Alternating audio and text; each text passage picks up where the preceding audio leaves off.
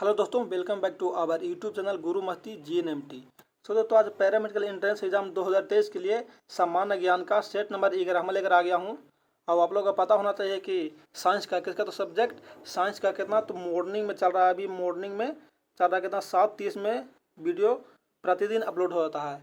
और सामान्य ज्ञान का चलेगा इवनिंग में। कब? तो इवनिंग में चलेगा 6:30 में। तो हर सेट देखना ना भूलें। और आप लोगों का पता होना चाहिए क्या कि हर सेट में क्या है तो मोस्ट इंपोर्टेंट क्वेश्चनों का संग्रह किया गया है। तो हर सेट जरूर देखें। सुबह में चल रहा है साइंस का और इस टाइम चलेगा सोशल साइंस का।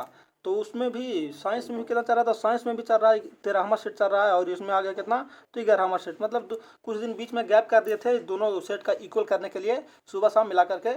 इसलिए हर सेट देखना ना भूलें। और हाँ, जो इस चैनल पर नए होंगे चैनल को सब्सक्राइब करके बेल आइकन दबा देंगे ताकि नोटिफिकेशन सबसे पहले पहुंचता रहे और याद करने में कोई दिक्कत ना हो। तो चलता हूँ फिलहाल आज सोशल साइंस का किसका तो सोशल साइंस का सेट नंबर 11वां क्वेश्चन देख लेते हैं किस प्रकार से पूछ रहा है। तो सोशल साइंस का 11वां क्वेश्चन इस प्रकार से बोल रहा है। फर्स्ट क्वेश्चन इस प्रकार से है, बोल रहा कि नीति आयोग एक क्या है। नीति आयोग है आखिर क्या है।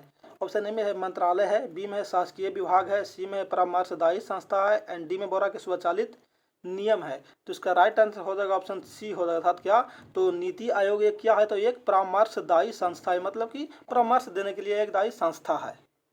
आगे चलते सेकंड क्वेश्चन में। सेकंड क्वेश्चन बोल रहा है कि भारत में नियोजित अर्थव्यवस्था आधारित है। जो भारत में नियोजित अर्थव्यवस्था है वो किस पर आधारित है। ऑप्शन ए में है समाजवादी व्यवस्था पर, बी में है मिश्रित अर्थव्यवस्था पर, सी में है पूंजीवादी व्यवस्था पर एंड डी में क्या है गांधीवादी व्यवस्था पर। तो इसका राइट आंसर हो जाएगा ऑप्शन बी हो जाएगा। अर्थात क्या तो भारत में जो अर्थव्यवस्था नियोजित है किस पे है तो मिश्रित है, सभी मिला हुआ है, इसलिए मिश्रित अर्थव्यवस्था भारत में नियोजित है। आगे चलते थर्ड क्वेश्चन पे। थर्ड क्वेश्चन बोल के भारत में आय का सबसे बड़ा स्रोत, भारत में इंडिया में आय का सबसे बड़ा स्रोत क्या है। ऑप्शन ए में है प्रत्यक्ष कर है, बी में है बिक्री कर, सी में है रेलवेज एंड डी में क्या हो रहा है चुंगी कर। तो इसका राइट आंसर हो जाएगा ऑप्शन डी हो जाएगा। था कौन तो चुंगी का। भारत में आय का सबसे बड़ा स्रोत कौन है तो चुंगी कर है। ये प्रत्यक्ष कर नहीं है, बिक्री कर नहीं है, रेलवेज कर नहीं है, कौन है तो चुंगी कर है। इसलिए राइट आंसर इसका डी हो जाएगा। आगे चलते हैं चौथा क्वेश्चन में। सेम इसी तरह से एंट्रेंस एग्जाम में पूछता है पैरामेडिकल में, तो हर सेट जरूर देखें। चौथा क्वेश्चन बोला कि भारत की तट रेखा है, भारत की तट रेखा कितनी लंबी है। ऑप्शन ए में है 6200 किलोमीटर लंबी, बी में बोल रहा है कि 6100 किलोमीटर लंबी, सी में बोल रहा है कितना तो 5985 किलोमीटर लंबी एंड डी में बोल रहा है कि 6175 किलोमीटर लंबी। तो चार का राइट आंसर हो जाएगा ऑप्शन बी हो जाएगा। अर्थात क्या तो भारत की जो तट रेखा है कितना है तो 6100 किलोमीटर लंबी है भारत की तट रेखा। आगे चलते हैं पांचवा क्वेश्चन में। पांचवा क्वेश्चन बोल रहा है कि नकदी फसल में सम्मिलित नहीं है। कौन सा फसल है जो नकदी फसल में सम्मिलित नहीं है। ऑप्शन ए में है गन्ना, बी में है कपास, सी में है जूट एंड डी में बोल रहा है गेहूं। तो पांच का राइट आंसर हो जाएगा ऑप्शन डी। अर्थात क्या तो गेहूं क्या है, गेहूं है जो नकदी फसल में नहीं है। बाकी गन्ना है नकदी फसल में, कपास है नकदी फसल में, जूट है नकदी फसल में। गेहूं क्या है तो गेहूं आता है रबी फसल में। गेहूं रबी फसल में आता है गेहूं। इसलिए ये बोला कि नकदी फसल में सम्मिलित नहीं है तो गेहूं। इसका राइट आंसर ऑप्शन डी हो जाएगा। आगे चलते छठा क्वेश्चन में। छठा क्वेश्चन बोल कि भारत सर्वश्रेष्ठ उत्पादक एवं उपभोक्ता है। भारत है जो किसका सबसे उत्पादक अधिक करता है और सर्वश्रेष्ठ है। ऑप्शन ए में बोल रहा है चावल का, बी में बोल रहा है चाय का, सी में है तिलहन का एंड डी में क्या हो रहा है दाल का। तो 6 का राइट आंसर बी हो जाएगा। क्या तो चाय का। भारत में सबसे अधिक उत्पादन किसका होता है तो चाय का होता है। और भारत में चाय का उत्पादन कहाँ होता है सबसे ज़्यादा तो सबसे ज़्यादा होता है कहाँ तो असम में होता है, जिसकी राजधानी कहाँ है दिसपुर। आगे चलते हैं सातवां क्वेश्चन में। सातवां क्वेश्चन इस प्रकार से बोल रहा है कि भारत की उन्नति संतोषजनक रही है। भारत की उन्नति क्या है संतोषजनक रही है किसके संबंध में। ऑप्शन ए में है कुल राष्ट्रीय उत्पादन में बढ़ोतरी के संबंध में, बी में बोल रहा है कि बेरोजगारी में कमी के संबंध में, सी में बोल रहा है कि प्रति व्यक्ति आय के संबंध में एंड डी में क्या बोल रहा है असमानता में कमी के संबंध में। तो सात का राइट आंसर हो जाएगा ऑप्शन ए हो जाएगा। अर्थात क्या कि भारत की उन्नति संतोषजनक रही किसके तो कुल राष्ट्रीय उत्पादन में बढ़ोतरी के संबंध में संतोषजनक रही है। आगे चलते हैं आठवां क्वेश्चन में। आठवां क्वेश्चन बोल रहा कि विभाजन के कारण भारत का कौन सा उद्योग सबसे बुरी तरह प्रभावित हुआ। विभाजन मतलब क्या बंटवारा के कारण कौन सा ऐसा उद्योग है जो सबसे बुरी तरह प्रभावित हुआ। ऑप्शन ए में रुई तथा शक्कर उद्योग, बी में इंजीनियरिंग तथा सीमेंट उद्योग, सी में है जूट तथा रुई उद्योग एंड डी में बोल रहा कागज तथा लोहा उद्योग। तो 8 का राइट आंसर ऑप्शन सी हो जाएगा। अर्थात क्या हो जाएगा तो जूट तथा रुई उद्योग है जो विभाजन के कारण भारत का सबसे बुरी तरह प्रभावित हुआ क्या ये। आगे चलते हैं नौवां क्वेश्चन में।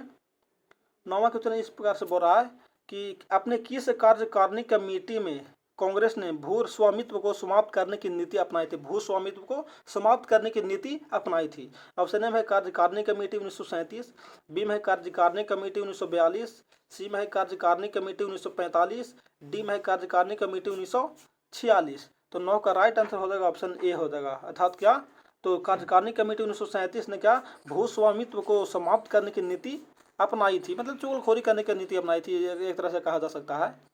आगे चलते 10वां क्वेश्चन में। 10वां क्वेश्चन बोल रहा क्या कि छोटा नागपुर जनजाति विद्रोह कब हुआ था। ऑप्शन ए में 1807 से 1808 ईस्वी में, बी में है 1820 ईस्वी में, सी में है 1858 से 1859 ईस्वी में, एंड डी में है 1889 ईस्वी में। तो 10 का राइट आंसर हो जाएगा ऑप्शन बी, अर्थात क्या, तो छोटा नागपुर जनजाति विद्रोह था 1820 ईस्वी में हुआ था। आगे चलते हैं 11वां क्वेश्चन में।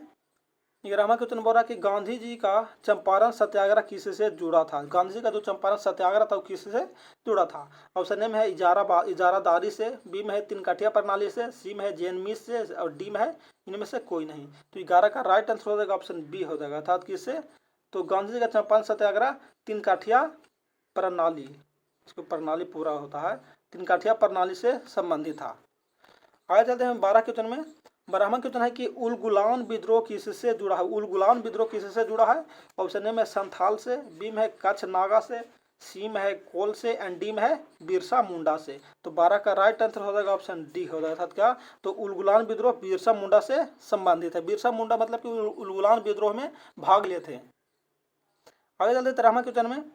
13वां क्वेश्चन इस प्रकार से बोल रहा है कि मुंगेर का बढ़िया ताल विरोध का उद्देश्य क्या था। मुंगेर का एक जगह है कौन, बढ़िया ताल, विरोध का उद्देश्य का क्या कारण था, उसका मुख्य कारण क्या था।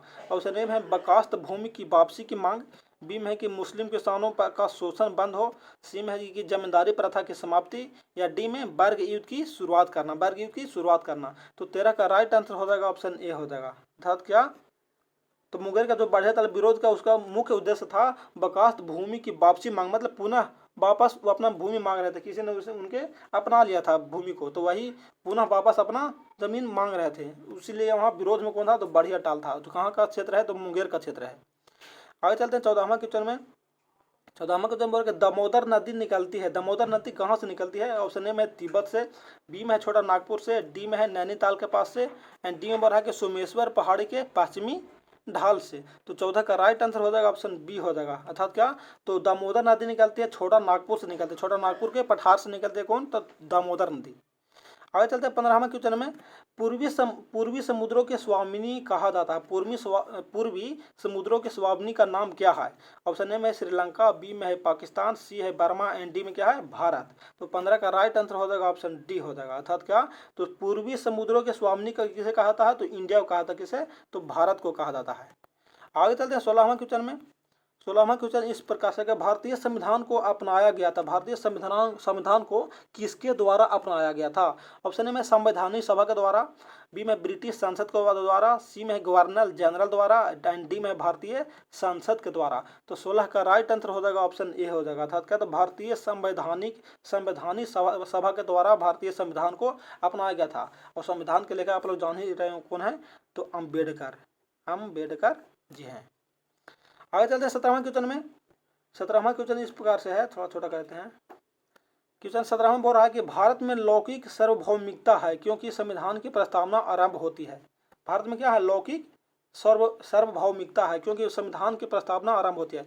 ऑप्शन ए में प्रजातंत्रीय भारत शब्दों से, बी में है जनता के जनतंत्र शब्दों से, सी में है जनता के लोकतंत्र शब्दों से, एंड डी में बोल रहा है हम भारत के लोक शब्दों से। तो 17 का राइट आंसर हो जाएगा ऑप्शन डी हो जाएगा, अर्थात क्या, तो यहाँ है हम भारत की लोक शब्दों से लौकिक सार्वभौमिकता है। आगे चलते हैं 18 क्वेश्चन में। 18वां क्वेश्चन है कि कोई वित्तीय बिल प्रस्तावित हो सकता है, वित्तीय बिल प्रस्तावित हो सकता है। ऑप्शन ए में केवल राज्यसभा में, बी में है केवल लोकसभा में, सी में है एक साथ दोनों सदनों में, एंड डी में है कि दोनों सदनों के उपयुक्त सत्र में, दोनों सदनों के उपयुक्त सत्र में। तो 18 का राइट आंसर हो जाएगा ऑप्शन बी हो जाएगा, अर्थात क्या, तो जो कोई वित्तीय बिल प्रस्तावित होता है कहाँ, तो केवल लोकसभा में वित्तीय बिल प्रस्तावित होता है। राज्यसभा इस समय नहीं होता है। आगे चलते 19वां क्वेश्चन में। 19वां क्वेश्चन है कि भारतीय नागरिकों के मौलिक अधिकारों का वर्णन है। बहुत मौलिक अधिकारों का वर्णन कौन सा अनुच्छेद में, कितना से कितना, संविधान के कितना अनुच्छेद में है? ऑप्शन ए में संविधान के अनुच्छेद 12 से 35 तक, बी में बोला कि संविधान के अनुच्छेद 13 से 36 तक, सी में बोला कि संविधान के अनुच्छेद 15 से 39 तक, एंड डी में बोला संविधान के अनुच्छेद 16 से 40 तक। तो 19 का राइट आंसर हो जाएगा ऑप्शन ए हो जाएगा। अर्थात क्या हो जाएगा? तो भारतीय नागरिकों के मौलिक अधिकारों का जो वर्णन है वह संविधान के अनुच्छेद 12 से लेकर 35 तक के बीच में भारतीय नागरिकों के मौलिक अधिकार वर्णन किया गया है। आगे चलते हैं 20वां क्वेश्चन में। 20वां क्वेश्चन इस प्रकार से क्या बोला कि पंचायती राज विषय, पंचायती राज थोड़ा सा पंचायती राज विषय है समवर्ती सूची पर, केंद्र की सूची पर, कि राज्य की सूची पर, एंड शेषाधिकार की सूची पर। तो 20 का राइट आंसर हो जाएगा ऑप्शन सी हो जाएगा। अर्थात क्या? तो पंचायती राज विषय किससे? तो राज्य की सूची पर है। आगे चलते हैं। आगे आपका 21वां क्वेश्चन है। इसमें कुल टोटल मिलाकर कितना 30 क्वेश्चनों का संग्रह किया गया है। बाकी तो 1 से 10 तक कितना तो 20 क्वेश्चन का किया गया है, लेकिन इसमें 30 क्वेश्चन का संग्रह किया गया है। क्योंकि बहुत सा कमेंट आ रहा था कि सर छोटा मतलब थोड़ा सा और लॉन्ग वीडियो बनाइए, तो लॉन्ग में और क्वेश्चन को बढ़ाना पड़ा। तो चलते हैं 21वां क्वेश्चन में। 21वां क्वेश्चन बोल रहा है कि इन देशों में कौन सा संयुक्त राष्ट्र संघ की सुरक्षा परिषद का अस्थायी सदस्य नहीं है? क्या बोलेगा? अस्थायी सदस्य नहीं है। ऑप्शन ए में है फ्रांस, बी में है जर्मनी, सी में है चीन, एंड डी में है यूनाइटेड किंगडम। तो 21 का राइट आंसर हो जाएगा ऑप्शन बी हो जाएगा। अर्थात क्या? तो जर्मनी जो है जो अस्थायी सदस्य नहीं है। बाकी कौन है? तो फ्रांस अस्थायी है, चीन अस्थायी है और यूनाइटेड किंगडम अस्थायी है। आगे चलते हैं 22वां क्वेश्चन में। 22वां क्वेश्चन इस प्रकार से है, बोला कि वह कौन सा एकमात्र भारतीय है जिसको ग्रेट ब्रिटेन ने लॉर्ड का खिताब दिया था? ग्रेट ब्रिटेन ने लॉर्ड का खिताब दिया था। ऑप्शन ए में स्वर्ण सिंह, बी में है स्वराज लाल, सी में स्वराज पाल, एंड डी में है धनराज पाल। तो 22 का राइट आंसर हो जाएगा ऑप्शन सी हो जाएगा। अर्थात किसने? तो स्वराज पाल एक ऐसे भारतीय व्यक्ति थे जिनको ब्रिटेन ने, कहा तो ब्रिटेन ने लॉर्ड का खिताब दिया था, मतलब कि अवार्ड दिया था, प्राइज दिया था। आगे चलते हैं 23वां क्वेश्चन में। 23वां क्वेश्चन इस प्रकार से है कि भारत में सिलिकॉन घाटी का नाम किसे दिया था? भारत में जो सिलिकॉन घाटी है उससे किसे बोला था, किन्हों बोला, कौन सा शहर को बोला था? ऑप्शन ए में हैदराबाद को, बी में है मुंबई को, सी में है बंगलौर को, एंड डी में क्या बोला है? चेन्नई को। तो 23 का राइट आंसर हो जाएगा ऑप्शन सी हो जाएगा। सिलिकॉन वैली किसे? तो बंगलौर को कहा जाता है सिलिकॉन वैली के नाम से जाना जाता है। आगे चलते हैं 24वां क्वेश्चन में। 24वां क्वेश्चन इस प्रकार से है कि रामेश्वर किस राज्य का हिस्सा है? रामेश्वरम है जो कौन सा राज्य का हिस्सा है? ऑप्शन ए में आंध्र प्रदेश का, बी में पश्चिम बंगाल का, सी में तमिलनाडु का, एंड डी में है केरल का। तो 24 का राइट आंसर हो जाएगा ऑप्शन सी हो जाएगा। अर्थात किसका? तो तमिलनाडु का। रामेश्वरम किसका राज्य, किस राज्य का हिस्सा है? तो यह तमिलनाडु का हिस्सा है। आगे जाते हैं 25वां क्वेश्चन में। 25वां क्वेश्चन बोल रहा है कि पोखरण से द्वितीय परीक्षण कब किया गया था? ऑप्शन में 11 जून 1998 को, बी में बोला कि 9 जून 1998 को, सी में है 11 मई 1998 को, एंड डी में है 20 मई 1998 को। देखिए ये पूरा सेम है, ये क्या है? तो ये पूरा 1998 सेम दिया गया। बाकी छोटा डेट को याद करना है, 20 मई, 11 मई, 9 जून या 11 जून। तो 25 का राइट आंसर हो जाएगा, इसका 25 का राइट आंसर हो जाएगा ऑप्शन सी हो जाएगा। अर्थात क्या? तो 11 मई 1998 को पोखरण द्वितीय परीक्षण किया गया था, जांच किया गया था। आगे चलते हैं सेकंड क्वेश्चन में। सेकंड बोल रहे हैं 26 क्वेश्चन में। पर ग्रांड कैनियन है, ग्रांड कैनियन क्या है? एक खाड़ है, या एक एक बड़ी तोप है, या एक नदी है, या एक पुरानी तोप है? तो 26 का राइट आंसर हो जाएगा ऑप्शन ए हो जाएगा। अर्थात क्या है? तो एक खाड़, ग्रांड कैनियन क्या है? एक खाड़ है। आगे चलते 27वां क्वेश्चन में। 27वां क्वेश्चन इस प्रकार थोड़ा सा लॉन्ग है, एक मिनट। 27वां क्वेश्चन बोल रहा है कि किसी स्थान का मानक समय, क्या बोल रहा है? स्टैंडर्ड टाइम निर्धारित करने का आधार होता है। निर्धारित करने का आधार क्या है? ऑप्शन ए में देशांतर रेखा, बी में है अक्षांश रेखा, सी में है अंतर्राष्ट्रीय तिथि रेखा, एंड डी में क्या बोल रहा है? प्रधान मध्याह्न रेखा। तो 27 का राइट आंसर ऑप्शन ए हो जाएगा। अर्थात क्या? तो देशांतर रेखा। किसी स्थान का मानक समय, स्टैंडर्ड टाइम निर्धारित करने का समय क्या है? तो देशांतर रेखा है। देशांतर रेखा के अनुसार समय को सेट किया जाता है, माना जाता है। आगे चलते हैं 28वां क्वेश्चन में। और अगर बोडो निवासी है, बोडो निवासी कहाँ के निवासी है? ऑप्शन ए में है गारो पहाड़ी के, बी में है संथाल परगना के, सी में बोला कि अमेजन बेसिन के, एंड डी में बोला मध्य प्रदेश के। तो 28 का राइट आंसर हो जाएगा ऑप्शन ए हो जाएगा। अर्थात का तो जो बोडो निवासी है वो कहाँ का है? तो गारो पहाड़ी के है बोडो निवासी। आगे चलते हैं 29वां क्वेश्चन में। 29वां क्वेश्चन बोल रहा है कि पनामा नहर जोड़ती है। ऑप्शन ए में उत्तरी अमेरिका एवं दक्षिणी अमेरिका को, बी में है कि प्रशांत महासागर एवं आंध्र महासागर को, सी में है लाल सागर एवं भूमध्य सागर को, एंड डी में है हिंद महासागर एवं प्रशांत महासागर को। तो 29 का राइट आंसर हो जाएगा ऑप्शन बी हो जाएगा। अर्थात किसे, तो जो पनामा नहर जोड़ता है किसे, तो प्रशांत महासागर एवं आंध्र महासागर को आपस में वो जोड़ती है। आगे चलते हैं 30वां क्वेश्चन, और इस सेट का लास्ट क्वेश्चन है। 30वां क्वेश्चन इस प्रकार से है, थोड़ा सा बड़ा करते हैं।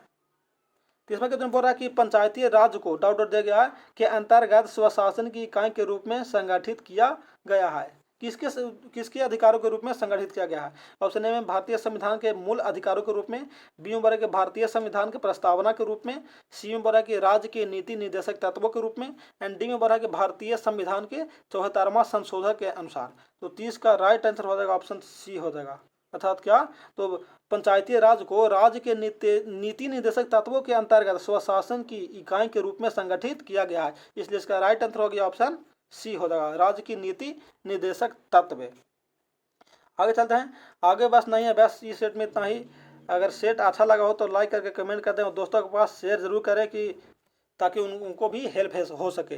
तो सभी सेट देखना जरूर ना भूलें, क्योंकि साइंस का कब हो, साइंस का 7:30 में अपलोड हो रहा है, और सोशल साइंस का शाम 6:30 में अपलोड हो रहा है। तो सभी वीडियो जरूर देखें ताकि 2023 पैरामेडिकल एंट्रेंस एग्जाम में हेल्पफुल हो सके। तो फिर मिलते हैं अगले क्लास के सेट में, तब तक के लिए जय हिंद।